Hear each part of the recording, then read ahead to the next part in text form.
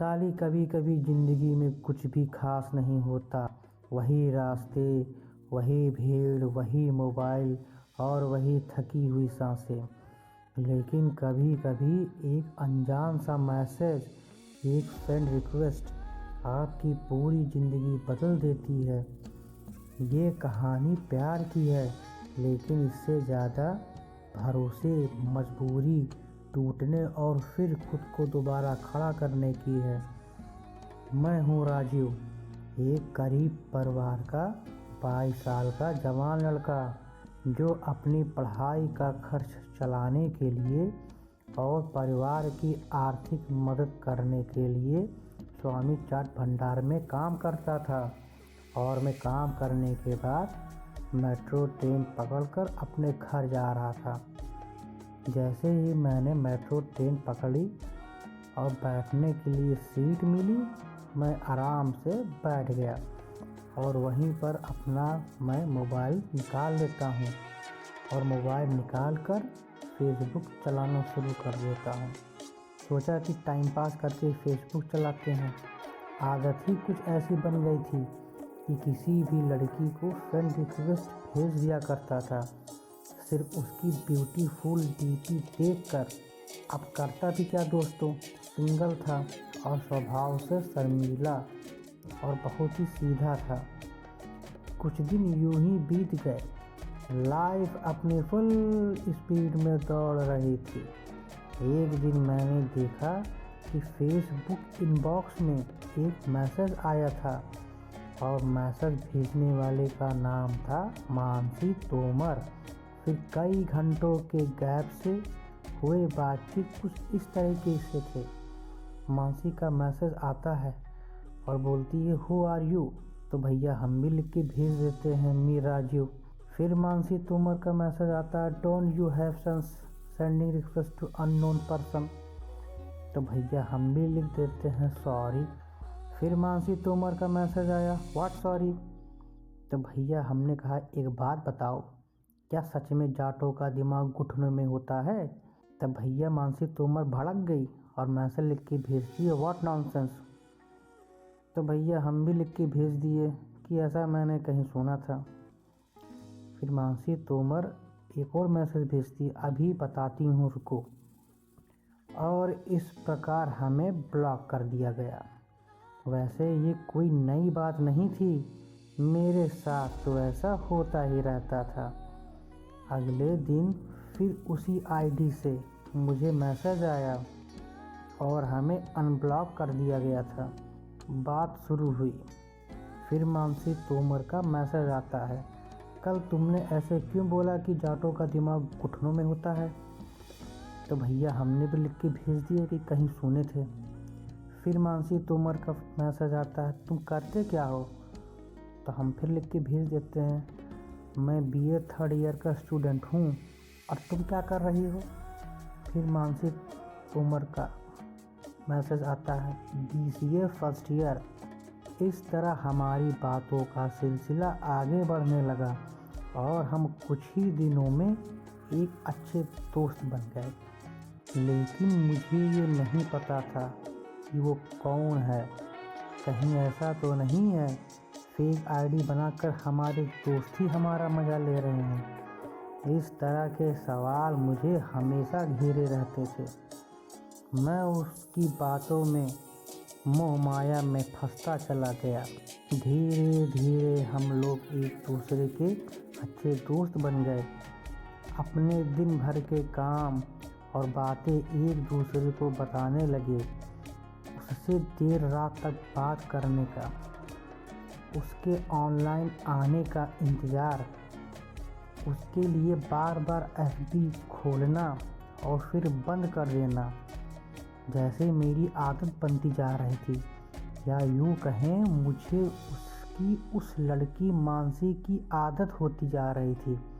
मानसी के बारे में मैं आपको बता दूं, जैसा मुझे उसने बताया था कि वो भी मेरी तरह साधारण घर से थी, पढ़ने लिखने में तेज और अपने कैरियर और फ्यूचर को लेकर बहुत सीरियस थी। पापा उसके ऑटो चलाते थे और बड़ा भाई किसी कंपनी में जॉब करता था। मिडिल क्लास परिवार था उनका, पर हमसे तो वो फिर भी अमीर थे।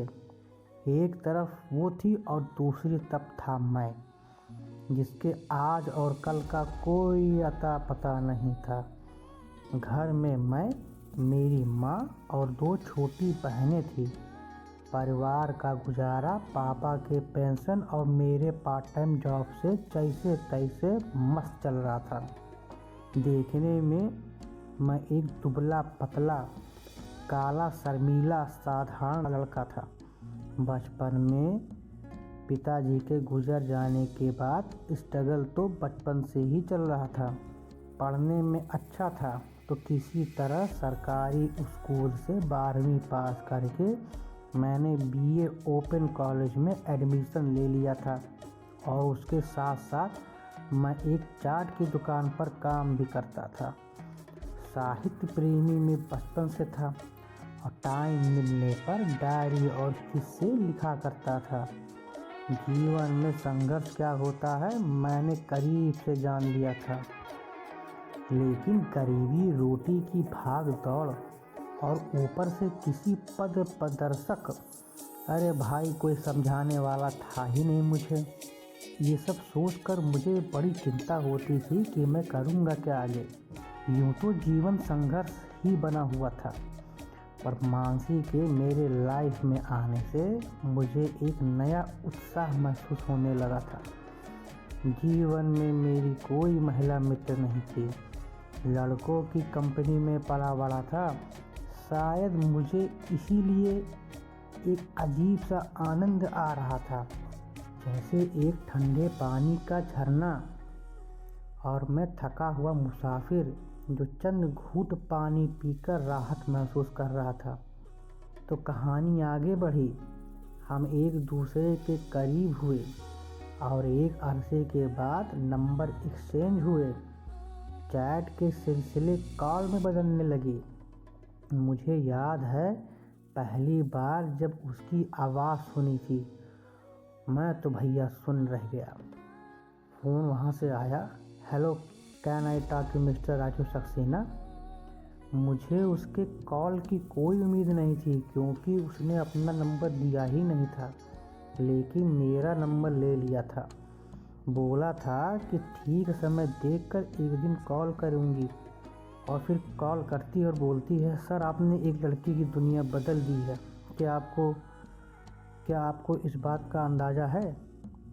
उसकी वो बोली मेरे कानों में बर्फ़ के जैसे पिघल रही थी। वो ताजगी, वो रस अमर कर देने वाला था। मैं एकदम ब्लैंक हो गया था। क्या बात करूं, कुछ समझ में नहीं आ रहा था। उस दिन उससे पहली बार बात करने के बाद मेरी बेताबी और बढ़ने लगी और मैं उसका पहले से ज़्यादा कायल हो गया। होता क्या है ना कि जब इंसान किसी को पसंद करने लगता है तो सोते जागते वही इंसान उसके दिलो दिमाग पर छाया रहता है, और ख़ास कर तब जब वो इंसान अपोजिट जेंडर का हो। मुझे लगता है उन लोंडों का हाल भी ऐसा ही होता होगा जो मेरी तरह पहली बार किसी के प्यार में पड़े होंगे। यूँ तो सपने देखने लगा था उसको प्रपोज करने के लिए, पर हिम्मत नहीं होती थी। लगता था कि अगर वो मना कर देगी तो मैं क्या करूँगा, कहाँ जाऊँगा। अगर उसने बात करना बंद कर दिया तो वो मेरे लिए सब कुछ होती जा रही थी। उसकी बातों का व्यवहार, ये मुझे यकीन हो चला था मैं भी उसके लिए दोस्त से बढ़कर कुछ और हो चला हूँ, पर फिर भी डर लगता था। फिर एक रात चैट में मैंने हिम्मत करके मैंने उसको अपने दिल की बात बता दी। फिर वहाँ से भैया फ़ोन आता, ओ माय गॉड, तुम मजाक कर रहे हो ना राजू? आई कॉन्ट बिलीव यार, I am specialist, okay give me time, मैं तुम्हें कल जवाब देती हूँ। यकीन मानिए उस रात मैं सो नहीं पा रहा था। जैसे तैसे रात कटी। उसका ना गुड मॉर्निंग वाला मैसेज आया ना कोई कॉल। मेरी बेचैनी भैया बढ़ने लगी। मुझसे रहा नहीं गया और मैंने मोबाइल निकाला। तुमने जवाब नहीं दिया। मैंने भी एसएमएस करके सेंड कर दिया। अगले ही मिनट में मेरा फ़ोन बजा। उसका मैसेज आया था, राजू इट्स यस। भैया मुझे यकीन नहीं हुआ। खुशी के मारे मैं तो कूद पड़ा। मेरे जैसे बदसूरत से भी कोई प्यार कर सकता है, ऐसा मैंने बस सपने में ही फील किया था। मैंने उसको कॉल लगाया। जब उसके मुंह से आई लव यू सुना तभी यकीन आया। दिन सपनों में और उस पहले प्यार की दिलकश फीलिंग में गुजरने लगे। मिलने की बात करने पर पहले वो गुस्सा हो जाया करती थी, पर अब लगने लगा था जैसे वो भी मिलना चाहती है। लड़कियों में जलन की भावना शायद खून में होती है, क्योंकि मेरे फ़ोटो पर अगर किसी लड़की का लाइक या कमेंट आ जाता था तो वो गुस्सा हो जाती थी। मैं हालांकि साधारण था, पर मुझे वो क्यूट कहती थी। कुल मिलाकर मुझे अपना फ्यूचर उसके साथ दिखाई देता था। फिर भैया मिलने का दिन आया। मैंने अपने सबसे अच्छे वाले कपड़े पहने। हर गरीबों में होता क्या है, कपड़े दो तरह के होते हैं, एक रोज़ पहनने वाले और दूसरे शादी ब्याह या बारात में पहनकर जाने वाले। कुछ पैसे बचाए हुए थे तो उसके लिए टैडी और चॉकलेट खरीदा। मिलने का स्थान तय हुआ, राजीव चौक मेट्रो स्टेशन। वहाँ से हमको दिल्ली यूनिवर्सिटी नॉर्थ कैंपस जाना था। हम दोनों को कुछ काम था जिसके बहाने वो मुझसे मिलने वाली थी। राजीव चौक पर जब मैंने उसको पहली बार देखा तो भैया मैं तो देखता ही रह गया। उसकी वो आँखें, वो चेहरा पहले से भी ज़्यादा आकर्षक था, जैसे मैंने उसकी डीपी में देखा था। लेकिन वो मुझे देखकर चुप थी, कुछ बोल नहीं रही थी। मैंने बैग से निकालकर उसको टैडी और चॉकलेट दे दिया। थैंक यू कहकर उसने वो ले लिया। शायद शर्मा रही थी। मैं खुद बहुत बड़ा शर्मीला था। मुझसे भी ज़्यादा कोई शर्मीला हो सकता है, मुझे यकीन नहीं होता। इतना शर्मा रहा था कि डीयू जाना तो दूर, इतनी छोटी सी मुलाकात करके मैं वापस लौट आया। उस दिन मैं बहुत खुश था। मुझे उसकी हर बात पसंद थी। उसका भी मेरी तरह कोई दोस्त नहीं था, बस एक रोहित था जिसके बारे में वो बताया करती थी, जिसको वो अपने भाई से भी ज़्यादा मानती थी और उससे सब बातें शेयर करती थी। बहुत तारीफ़ किया करती थी रोहित की। उसके किस्से बातें करके जाने कितनी बार उसने मुझे पकाया होगा। लड़कों को अपनी गर्लफ्रेंड के मुंह से किसी और लड़के की तारीफ़ सुनना अच्छा नहीं लगता, फिर चाहे वो उसका दोस्त हो या भाई। पर मुझे उस पर पूरा विश्वास था, शायद खुद से भी ज़्यादा। फिर यूँ मिलने के सिलसिले बनने लगे। हम अक्सर मिलने लगे। तीसरी मुलाकात तो भैया हमको हमेशा याद रहेगी। एक दिन हम वही राजू चौक पर मिले। फिर हम दोनों डीयू गए, वहाँ से मॉल गए। मूवी हॉल में अंधेरे में उसने मेरा हाथ पकड़ लिया। पहली बार किसी लड़की ने मेरा हाथ पकड़ा था। उसने मेरे कंधे पर सर रख दिया और फिर न जाने मुझे कैसा नशा सा होने लगा। जिस लड़की के साथ चलने में मैं कांप रहा था, अब उसी लड़की को बाहों में लेकर मैं एक अजीब सी गर्मी महसूस कर रहा था। कब उसके चेहरे को चूमते हुए मेरे होंठ उसके होंठों से जा मिले, पता ही नहीं चला। हम एक दूसरे में ऐसे खोए जैसे इस दुनिया से बाहर किसी दुनिया में निकल गए हों।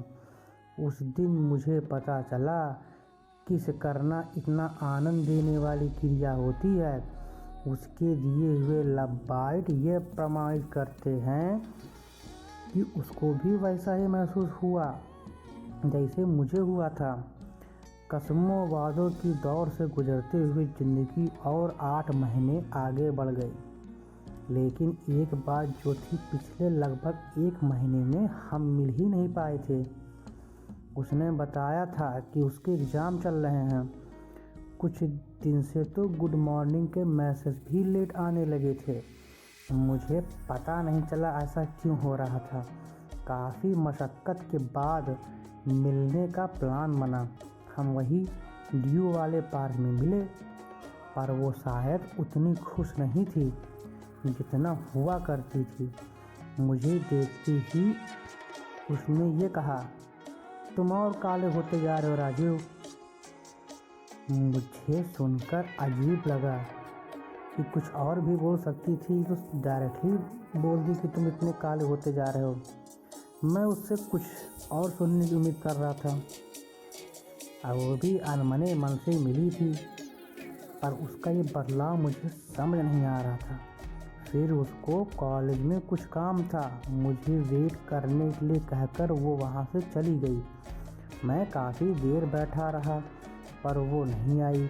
उसका फ़ोन भी ऑफ था।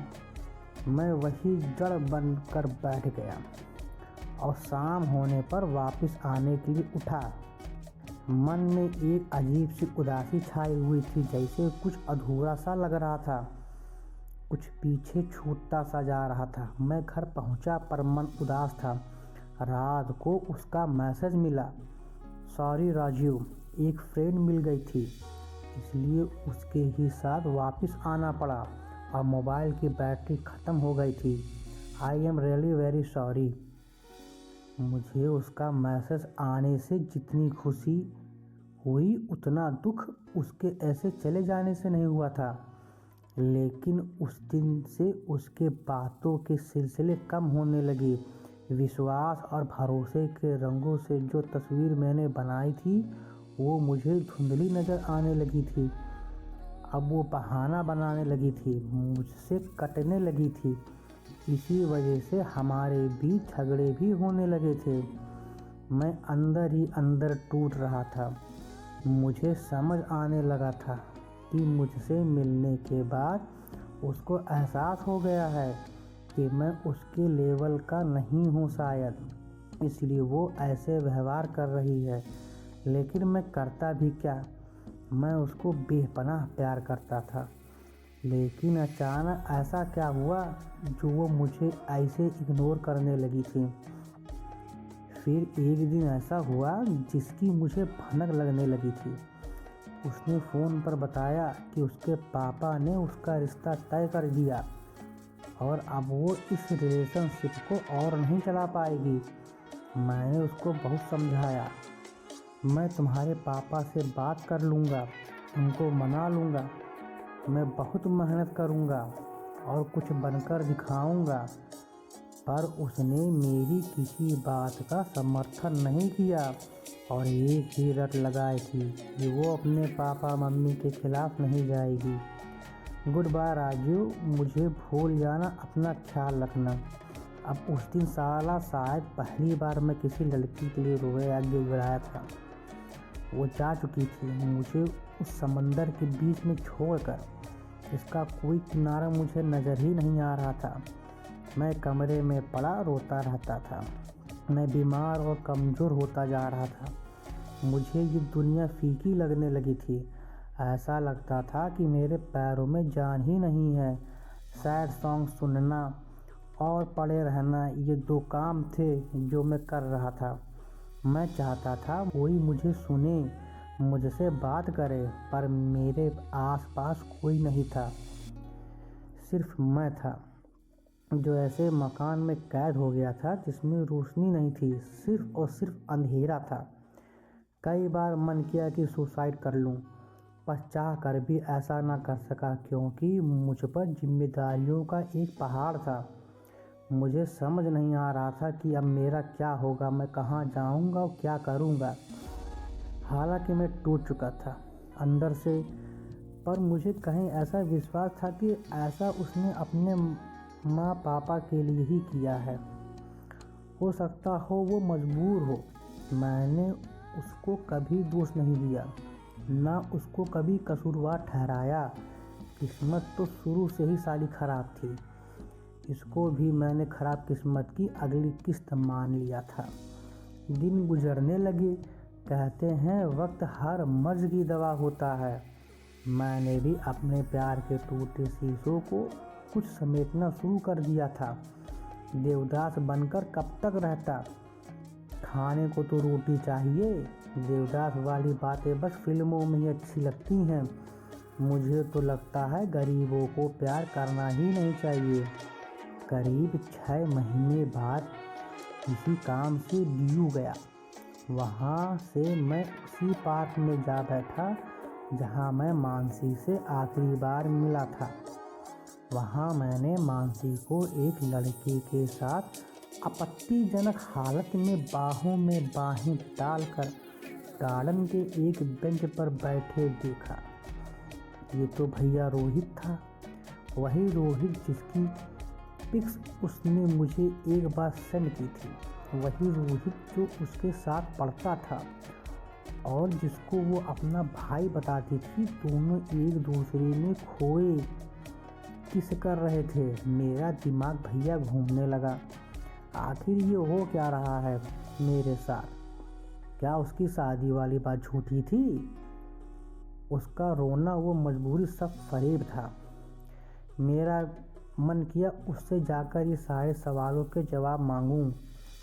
उससे पूछूं कि उसने मेरे साथ ऐसा क्यों किया।